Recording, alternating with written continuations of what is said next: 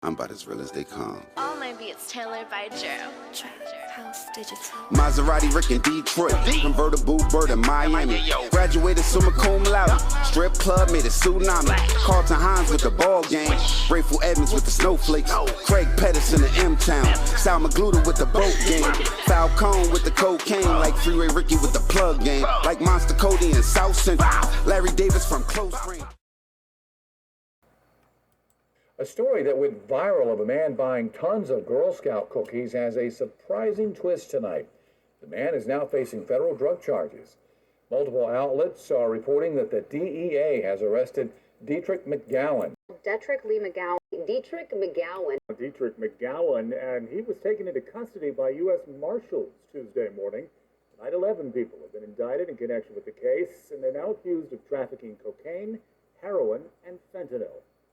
7 News reporter Kirsten Glavin has been following this story and has new details tonight.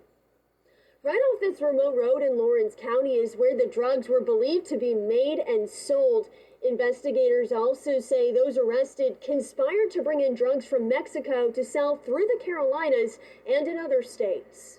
This photo going viral across the country after 46-year-old Detric McGowan bought more than $500 worth of Girl Scout cookies from girls shivering in the cold at a Bilo in Malden. But the kind gesture short-lived after McGowan was arrested by U.S. Marshals Tuesday morning on federal drug charges. According to the indictment, McGowan, also known as Fat, was one of 11 people indicted for their roles in a wide-ranging conspiracy to import and distribute heroin, cocaine, and fentanyl. 5 of those people live in Greenwood, and 1, according to the U.S. Attorney's Office, has not yet been found and taken into custody. The indictment states that McGowan, whose primary residence is this home in Piedmont, made and sold drugs out of this small house off Jefferson Davis Road in Mountville, Lawrence County. He's also accused of importing drugs from Mexico and was one of 4 people allegedly involved with smuggling more than $1 million cash from South Carolina to a place outside of the U.S. in exchange for drugs. This wasn't McGowan's first drug offense either. According to a background check, he was arrested 3 times in the 1990s for possessing and trafficking cocaine. Friends of McGowan's tell 7 News he was also a known businessman in Greenwood. The U.S. Attorney's Office says McGowan and 8 others face a maximum sentence of life in prison, a fine, and supervised release.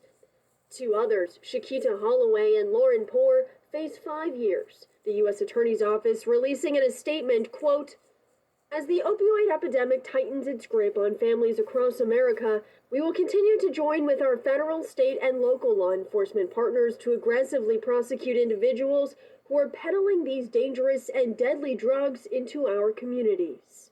The DEA says this investigation is far from over. They say it's still changing by the minute. And as for if more arrests are to come, they tell me today they can't say just yet. Yo. We back. It's your boy Popalot. Mobb ties. We on our way to the Carolinas with it.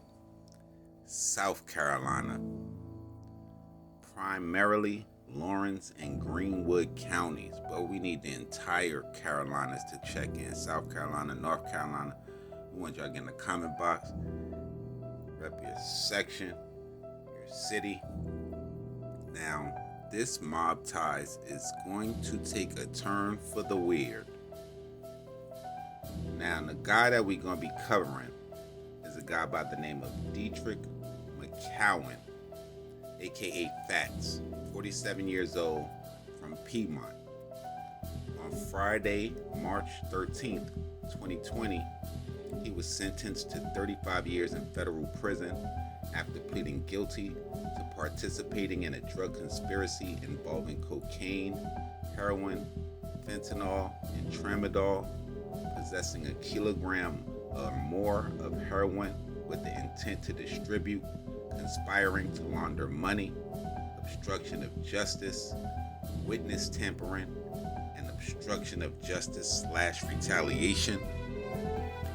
Evidence presented at his trial showed that at the beginning of early of 2016, law enforcement in Greenwood counties began to see a rise in the number of opioid abuse-related cases drug overdose deaths and overdose non-fatalities attributed particularly to heroin and fentanyl, commonly found in those opioid overdose incidents and routinely seized by local law enforcement, were counterfeit 30 milligram sized blue prescription pain pills laced with heroin and or fentanyl and scored with a V on one side and 4812 on the other side.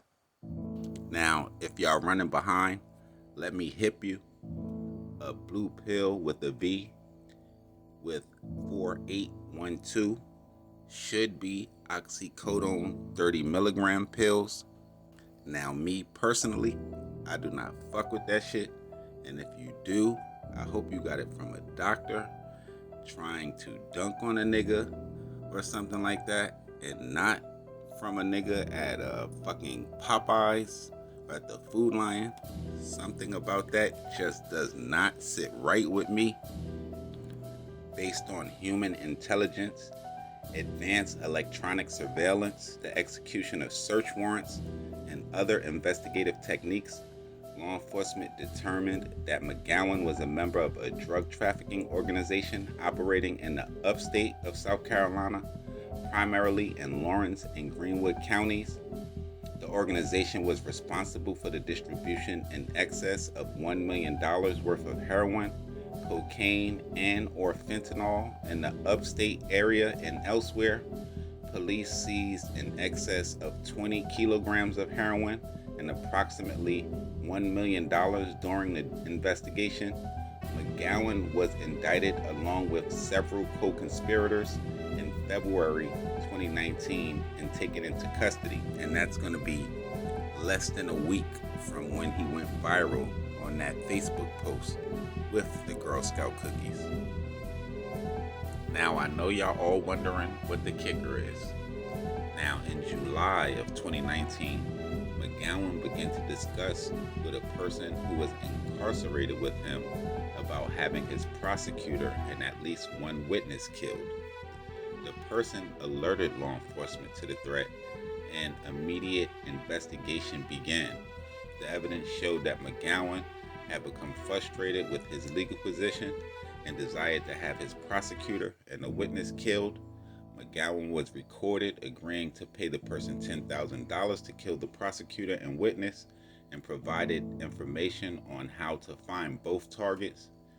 He also provided a telephone number and wrote down the name of the witness so that upon the release of the cellmate or the cooperator, he could carry out the hit. McGowan confessed to the FBI on the plot during or before it could be taken out. Now, the United States District Court Judge Donald C. Coggins Jr. of Spartanburg sentenced McGowan to 420 months in federal prison, or 35 years if you kind of want to break it down. You don't want to do the math.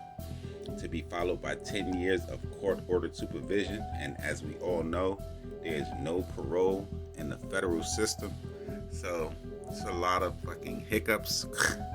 And this whole fucking shit is crazy. Well, by all accounts, it seems like they were watching him before he went viral on Facebook. But yeah, shit, who knows? Maybe they like, well, that's just enough. We're gonna have to get this nigga right now. He might not even had a Facebook page his damn self, but that good deed ended up probably coming back to bite him. And he also violated rule number 1 or 1A. Do not discuss your case with niggas in jail. Do not try to hire hitmen that are your fucking cellmate and shit like that, because 11 times out of 10 they probably gonna snitch on you, man. They can get a lighter sentence, man. So I don't even know what to say with that. What the fuck? What y'all think, man? Y'all get in the comment box and y'all tell me, am I tripping? Y'all follow me on Twitter, on Instagram, POP_A_LOT. And y'all hit that bell for the notifications, because I'm going to be back with some more real trill spills. It's your boy Pop, man. Mobb, ties.